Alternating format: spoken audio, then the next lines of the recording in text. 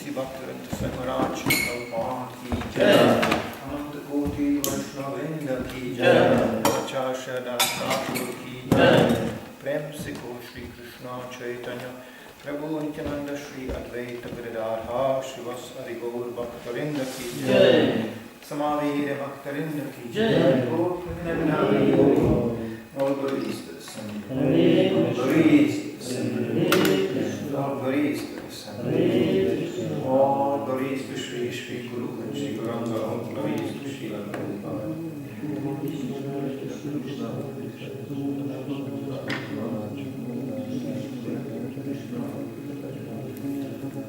Namaste, Saraswati, Gauravani.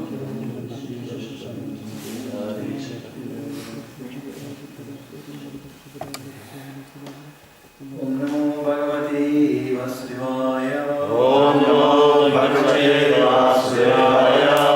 Om Namo Bhagavate Vasudevaya. Om Namo Bhagavate Vasudevaya. Om Namo Bhagavate Vasudevaya. Om Namo Bhagavate Vasudevaya. Srimad Bhagavatam, 6th Canto, Chapter 5, Text.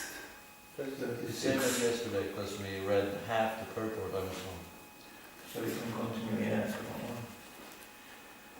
Where did you start with the purport half? Where Muni was a sadhu and should not have adopted interest of a sadhu. Yes. Yes. So I can just continue. So I can just read the shloka and continue with the purport. Shridaksha asad sadhunam sadhulingena nastvaya asadmakari agurvakanam vikshurmargaha pradarshitava. Prajapati Daksha said, Alas, Narada Muni, you wear the dress of a saintly person, but you are not actually a saint. Indeed, also I am now in Grihastha life, I am a saintly person. By showing my sons the path of renunciation, you have done me an abominable injustice. So this is from the purport, second part, from Srila Prabhupada. Sometimes a saintly person is misunderstood by Grihasthas, especially when he instructs their young sons to accept Krishna consciousness. Generally, a Grihastha thinks that unless one enters Grihastha life, he cannot properly enter the renounced order. If a young man immediately adopts the path of the renounced order in accordance with the instruction of Narada, or a member of his disciplic succession, his parents become very angry. The same phenomenon is occurring in our Krishna consciousness movement because we are instructing all the young boys in the Western countries to follow the path of renunciation. We allow Grihastha life, but a Grihastha also follows the path of renunciation. Even a Grihastha has to give up so many bad habits that his parents think his life has been practically destroyed. We allow no meat eating, no illicit sex, no gambling, and no intoxication. And consequently, the parents wonder how, if there are so many no's, one's life can be positive. In the Western countries especially, these four prohibited activities practically constitute the life and soul of the modern population. Therefore, parents sometimes dislike our movement, just as Prajapati Daksha disliked the activities of Narada and accused Narada of dishonesty. Nevertheless, although parents may be angry at us, we must perform our duty without hesitation because we are in the disciplic succession from Narada Muni. People addicted to household life wonder how one can give up the enjoyment of Grihastha life, which is a concession for sex enjoyment, simply to become a mendicant in Krishna consciousness. They do not know that the householder's concession for sex life cannot be regulated unless one accepts the life of a mendicant.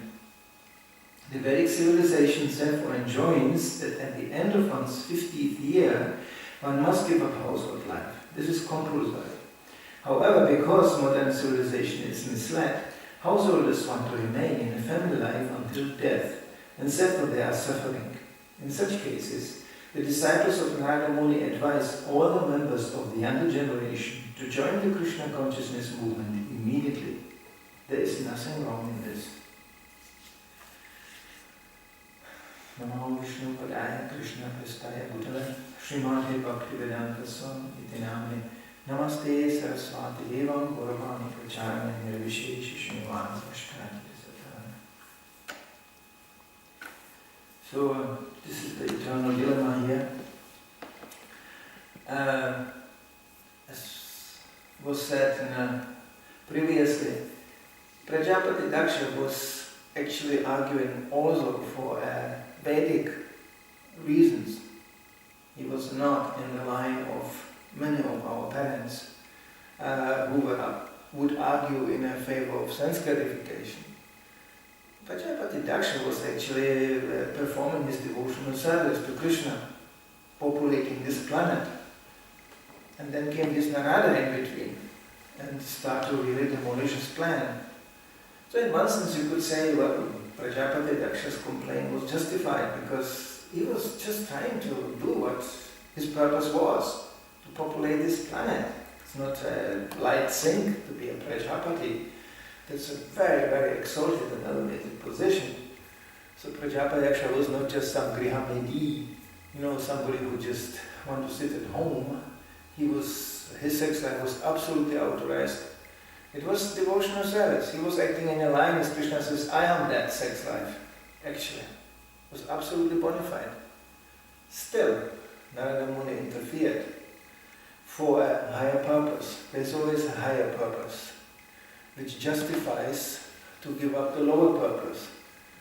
And that is where the difficulty arises. We are sometimes very eager to give up the lower purpose, but not strong enough to accept the higher purpose. So then comes the dilemma. It's all in a Vedic context. There's Grihastha ashrama and there's Brahmachari. Ashrama, it's all ashrama. But it's has to be seen, person to person. Prabhupada was bold. And we can now speculate why he was a bold. Because history proved, or brought to him lots of defeat on this platform, exactly on this platform.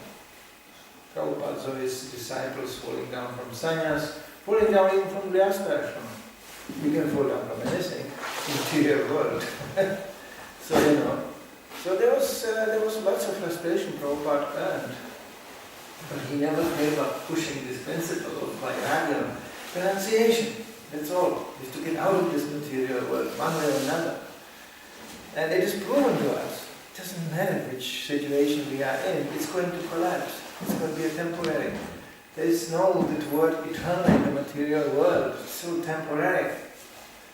Prabhupada said even a sannyasi can get attached to his water pot. It's the only thing he has, but he thinks, well, there's one sannyasi in ISKCON who was complained upon that he's too fat. He's so big and fat. And he said, well, some people like to be skinny because women like more skinny. That's all. You can be renunciate. Even there, you can be very, very proud renunciate. Look how pure I am. And look how they are appreciating. Look how still I am. This pride has no limits. It can enter any kind of atmosphere. So how can one protect oneself from that? And this is, as is described here, the sons of Prajapati Daksha were protected by the instruction of Narada Muni. That was the only thing which made their renunciation bona fide and justified. To disobey the order of the father, which is actually a severe offense in a Vedic context. As Lord Ramachandra proved, that even in a full awareness that his punishment is unjust and it's not, causing so much pain to all the citizens of Ayodhya. And Lord Ramachandra, when he arrived in a forest, he said, just see, he said, Sita. First of all, this renunciation is not so bad. It's a beautiful forest here. No management. Sometimes managers get banished with a great drama. And when they are banished, they realize, my God, what a relief. Couldn't have been better. I can give you a whole list of names actually. Of banished managers who just think, oh, well, thank you very much for banishing me so nicely. because then my life became very simple and much more Krishna conscious, actually, in the terms of my personal cultivation of my spiritual life. So, it's a severe thing, not to follow the order of his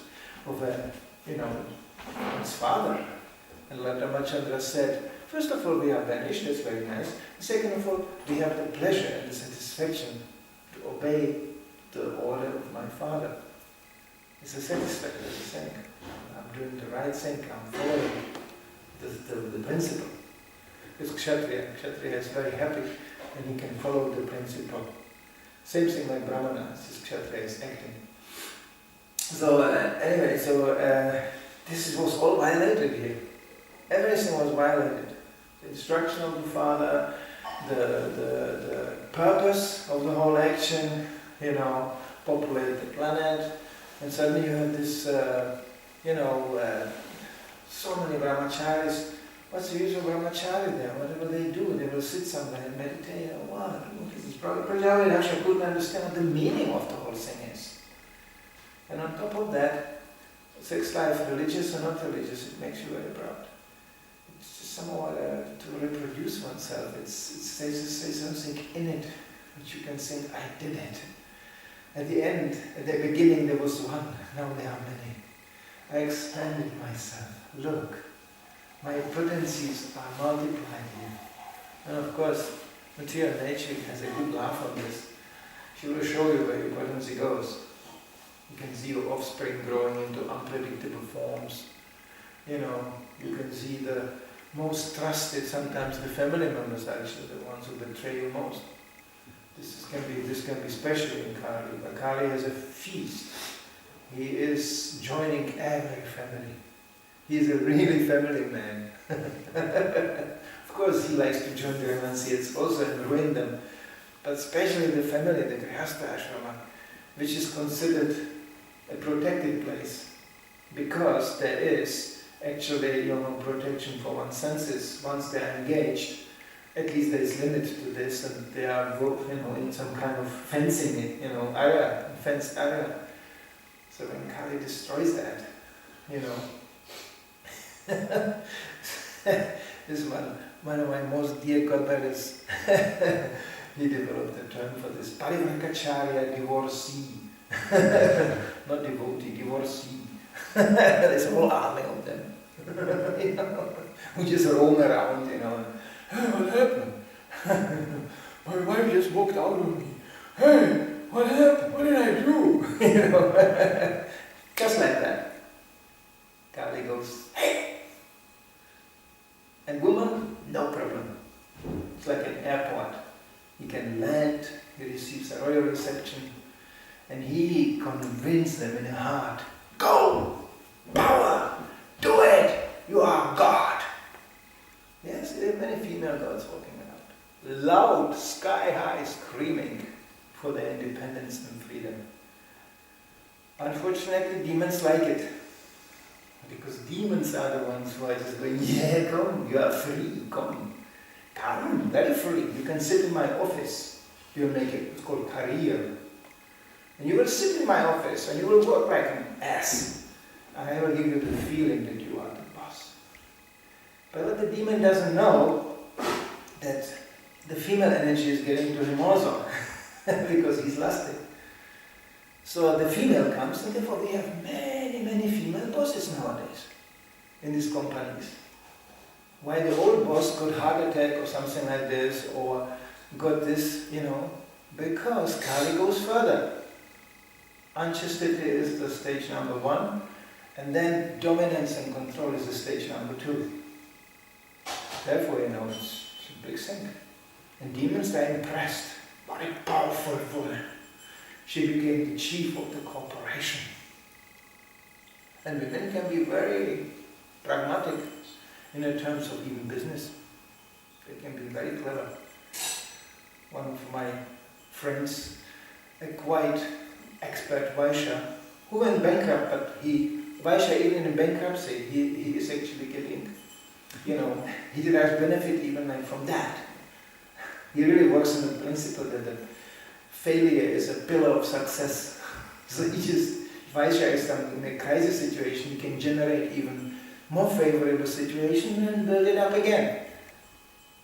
But he told me about his wife. As much my wife gave me a hard time because my company went bankrupt, and of course it comes in a new rejuvenated form, she has one useful aspect. I'm kind of a little bit, this is to man talk, amongst men.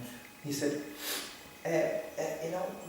she has the quality of that pig which they use to sniff out this, called in German Trüffel.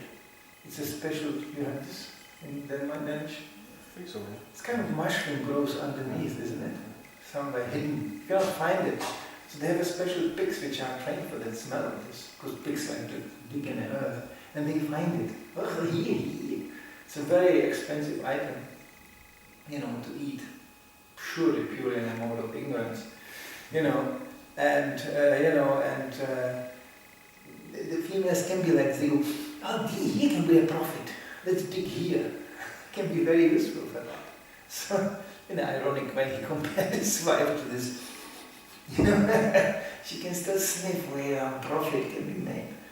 So this is all of course material, and ultimately there's no really pleasure coming behind and satisfaction because it's not spiritually nourished. Therefore, somebody like Prajapati Daksha never will understand that actually this was the greatest benefit, not only for him, but for the whole family, that his sons became, spiritually advanced. The whole family is benefiting by that. We can demonstrate it from the life of devotees. How actually, I can really say that even I'm operating on the lowest stage of devotional service, my parents got benefited. I can see it. This is not their karma what they are living. They shouldn't be really that, balanced. Of course, my mother died, but not very balanced. But that was her karma. But even the way she died, and even the way she lived, they shouldn't live like this. After all, they were not extremely sinful people, but sinful enough to get some good reactions in. But somehow they lived some kind of stabilized, and my father's still alive and still, I can say this is not, shouldn't be actually the karma of a person like this. No, they get benefited, they get sustained by the devotional service of the devotees. What to speak of the fact that when a son becomes a true devotee, what is this, 10 or 100 generations before and after? What was the number? 16 or 18 generations before and after. I had so many different numbers in this regard, so I don't dare to quote one. I had so many different. I was told that 100 before and 100 after, and I was saying, that's a little bit too much, and they don't have to do anything. They don't have to even chant once Hare Krishna. And when the one member becomes pure devotee, goes back home, he takes them all.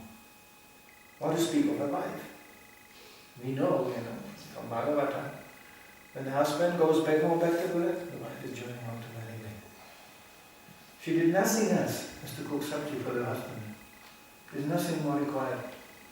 Just to cook the sabji and shut up. She goes. It's amazing. You can be envious, Hey, I also want to be a woman in next lifetime and just cook sabji for my husband and I go also back home, back to Bharat. Well, in Kali Yuga it cannot be really promised. You never know. We are speaking really about the pure devotee. So despite material spoken, like in Srila Prabhupada's case, the family in a material sense was in a disastrous condition. Still, you can be sure that when they go back to Bharat, all of them, guaranteed. There were even devotees going later on, when Prabhupada departed. They were going actually to his wife, visiting. Some Mataji visited his wife. They found her out somewhere, and they were very respectful to her. They said, you must have gone through lots of trouble when your husband left. And we got the benefit. Of course, Prabhupada never made a secret out of this. Even before ISKCON started, when he was sannyasi, they were still coming around, looking if here's some money left. There was always, Prabhupada was roaming around before he even settled in Vrindavan. He was staying in various places with his god brothers. And already after he took sannyas. And then still his son was coming, and still, they were visiting. And he said, no, I have no problem, you can live with me. Because my son can live with me, even he was a sannyasi, not the wife. But the son, but you have to live like a brahmachari. Then it's justified. Because I will be sannyasi, you are brahmachari, you assist me like that, no problem. Wow, that was not the deal. They wanted to enter. In one sense now, I heard a foul speculations actually, from highly advanced speculations. Why Krishna never facilitated the Prabhupada family actually really joined ISKCON and became, just imagine the reception they would get. Prabhupada, the founder Acharya, and he comes his son, and he comes his wife, and wow, what a reception, Never happened. Hridayana Maharaj donated, purports in 11th canto to that, why we don't respect actually so much Prabhupada's family members, because they didn't demonstrate that level of Krishna consciousness. Whereby completely strange people we can very much respect if they demonstrate a certain level of Krishna consciousness. So one can speculate now why it happened like that. As one of my good brothers said, well, it could have resulted in a great disaster. Because they would become dominant in ISKCON and practically take over the movement when Prabhupada would depart. Well, who knows what will happen then? Of course, what happens then? You can just speculate endlessly. But the fact is that it's the level of Krishna consciousness which justifies, the level of renunciation. If one doesn't justify the level of one's spiritual merit and artificially renounce something, one might have to take it back. It will come like a boomerang. It just comes back. It's like throwing something, you go, I don't need this, I renounce. Yeah, if you don't take something more positive, it just goes and comes back and just bonk, hits you on the head. Hey, here I am again. Why? Because of unpurified material desires. Prabhupada gives this scenario that the man is renouncing everything, his business and everything goes to Vrindavan. And he is a great renunciate because actually he was not happy in his business or the business collapsed or whatever. Similarly, a woman frustrated, or confused, or in a women have this kind of view, hey, from a potent yogi comes a potent child. Because they don't understand always the logic that by the time the yogi is involved with sex, then it's not potent really. So it's a loser's game, but somehow they don't get it. So in similarly, these kind of females heading for, powered by the desire of a powerful man, go for the powerful yogi who is not so powerful because he came to Vrindavan simply out of frustration. And then they meet and they do exactly the same thing. They reproduce the same thing what they left behind. They will have to do it right away there. Vrindavan especially is famous for that. Because there you have to really make up your mind. It's not a visitor's place. Prabhupada said it, I just read it, he just told to Guru Das, he said, Vrindavan doesn't mean to buy a ticket. It's a state of consciousness. It's very demanding. If you are just there maintaining material desires, so Prabhupada didn't want Grihasthas to live in Vrindavan. So clearly documented in his letters. He said, Mayapur is for Grihasthas. Prabhupada envisioned Mayapur down to be a self-sufficient Grihastha community. With temple, there was a whole design of Varnashrama city around, like a masterpiece of, people can come and see, oh, that's how a Vedic town even, or a Vedic society should function. Prabhupada wanted to have this Varnashrama, academy and everything. Vrindavan, he said, it's only for brahmacharis and sannyasis. Well, what can we do, now it's a big real estate thing going on, and buy a flat in Vrindavan, and and there's a whole areas, and good money. The square footage price is rising month by month. Mayapur also the development is going, buildings are collapsing, It's very difficult to construct in Mayapur because it's all floating, The Ganga is just 1.5 meters below. So you dig down and, you are sitting in a lake. I saw it personally. I saw construction workers in the Grihastha area in Mayapur constructing these houses. In the morning, they just dig a kind of pit, took an iron pipe and hammered it with a special device. They have a kind of device and they were just hammering it in. And in 1 hour, they had a water supply for the whole construction site. So really water is shooting out of that pipe. I was thinking, here I wouldn't build a house, I would build a boat. Practical, because when the flood comes, the house goes up, And then the flood goes, the house sinks down again. Very practical. Or a tower, something very high, because it's windy up there, and you can watch the area getting flooded and getting not flooded again. Very difficult ground to operate with. Just to hammer the foundation of the new temple, I don't know how many hundreds, if not thousands of these poles that were hammering. 3,000 poles. Huh? 3,000 of these. How deep were they? You don't know. 20, 30 meters, something like 20, 30 meters. That's how deep you have to go. And still, I hope they put enough. Because if that wonderful Vatican building starts to go like this, then there's not much to do. You can just put some dynamite. It's just, you cannot put it back. So, and the area where it was then first supposed to be, it's even worse. It's really, it's swamp, in the backyard there. So it's very difficult.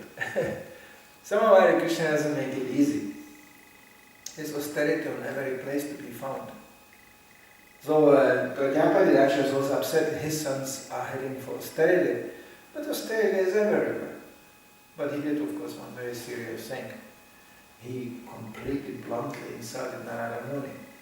This is what sex life can do to you. You don't see anything. There was not even a mild suggestion or question. People don't ask in Kali Yuga. They just claim an opinion, just like that. This is also Kali in action. Nobody is asking anything. Did you ever heard people really asking? A real devotee, that's called real humility. Humility doesn't mean to shut up.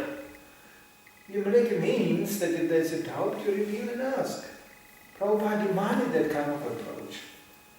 But then, of course, the requirement is that you even accept the other person existing. Otherwise people just walk through their lives just monologuing, just broadcasting opinions like this, and then that's it. That's it. And then they die, they put them in a coffin and they still broadcast some opinion and they close the coffin and bury them and that was it. There are so many. Libraries are full of books where somebody said some opinion. He wrote a book. That's it.